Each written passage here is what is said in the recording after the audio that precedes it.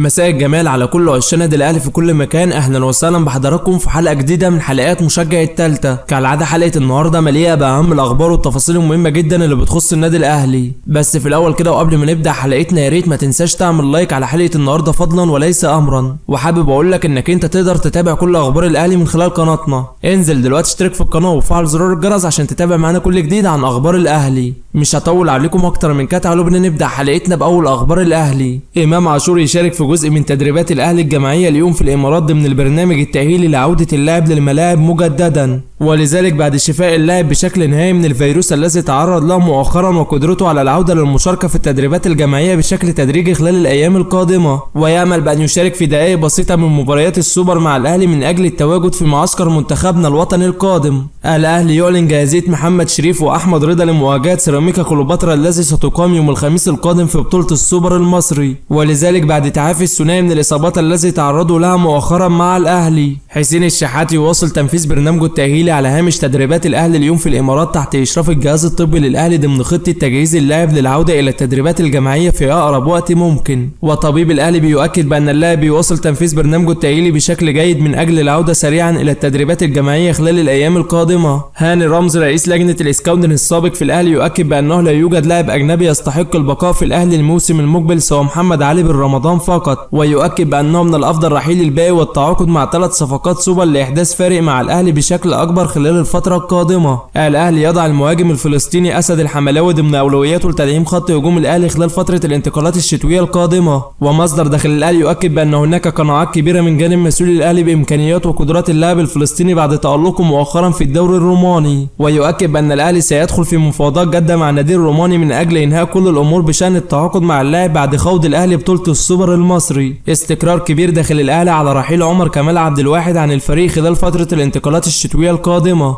ولذلك بعد ظهور اللاعب بشكل متذبذب مع الاهلي في المباريات خلال الفتره السابقه وعدم قدرته على اثبات امكانياته وتثبيت اقدامه في التشكيله الاساسيه للاهلي، وايضا في ظل التالق الكبير لمحمد هاني مع عوده كريم فؤاد الذي سيصعب الامور عليه للحصول على فرصه مع الاهلي خلال الفتره المقبله. مجلس اداره الاهلي برئاسه الكابتن محمود الخطيب قرر تكليف المهندس حازم هلال عضو مجلس اداره الاهلي بمتابعه مشروع استاد الاهلي والالتزام بالجدول الزمني المقرر لتنفيذه، بالاضافه الى العمل على تطوير المنشآت العقاريه وتاريخ النادي المستخدم في المتحف الجديد على ان يكون ممثل للنادي في شركه الاهلي للمنشآت، وايضا تكليف احمد حسام عوض عضو المجلس بتطوير ملف الحقوق التجاريه لقطاع الكره والنشاط الرياضي على ان يكون ممثل للمجلس في شركه الاهلي لكره القدم، وتكليف الكابتن سيد عبد الحفيظ قائما باعمال المشرف العام على كره القدم والذي تشمل الفريق الاول وقطاع الناشئين والاكاديميات والكره النسائيه، بالاضافه الى رؤيه شامله لتنميه العائد الاستثماري لقطاع كره القدم بالتنسيق مع شركه الاهلي للكره على ان يكون هناك ميزانيه محدده لكل مكون من مكونات القطاع ومنها الفريق الاول لكره القدم.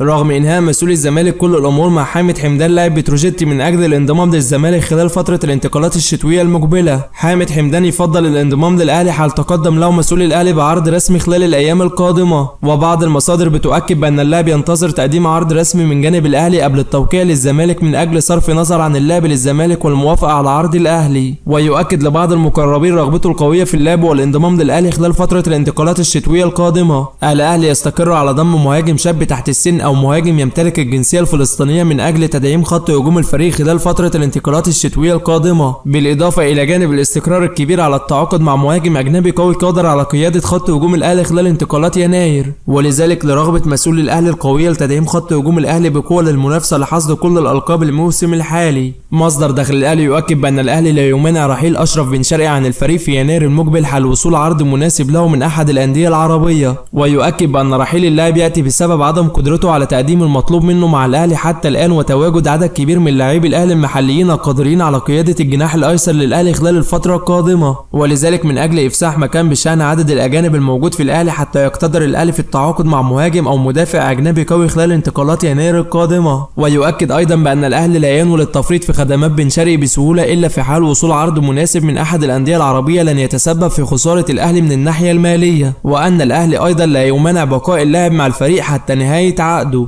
سيد عبد الحفيظ يستقر على تجميد مستحقات لاعبي الاهلي لحين الفوز ببطولة السوبر لمصالحة الجماهير الاهلاوية واستعادة الروح مجددا، ولذلك بسبب استهتار بعض اللاعبين في المباريات السابقة وظهورهم بشكل متواضع والذي ادى الى تراجع بشكل كبير في النتائج مؤخرا. ويؤكد ان الكابتن سيد عبد الحفيظ عقد جلسة قوية مع لاعبي الاهلي والذي اكد لهم عن غضبه الشديد بالمستوى والظهور السيء لهم في المباريات مع الاهلي خلال الفترة السابقة. مصدر داخل الاهلي يؤكد ان يستروب مدرب الفريق طلب من مسؤول الاهلي بضرورة التعاقد مع مدافع اجنبي قوي وباك شمال وثنائي هجومي قوي قادر على قيادة خط هجوم الاهلي خلال فترة الانتقالات الشتوية القادمة، واكد لهم عن احتياجه الشديد لضم الرباعي خلال انتقالات يناير القادمة لاملاء النواقص الدفاعية والهجومية خلال الفترة المقبلة، خاصة وان الفريق بيعاني من مشاكل دفاعية والذي تسببت في فقدان بعض النقاط في مباريات الدوري السابقة، وايضا عدم امتلاكه لمهاجم قادر على استغلال انصاف الفرص لتسجيل اهداف لمعالجة اهدار الفرص السهلة الذي لم يترجمها مهاجمي الاهلي الحاليين الى اهداف. اشرف بن شرقي يؤكد بان بطولة السوبر المصري من البطولات المهمة هذا الموسم،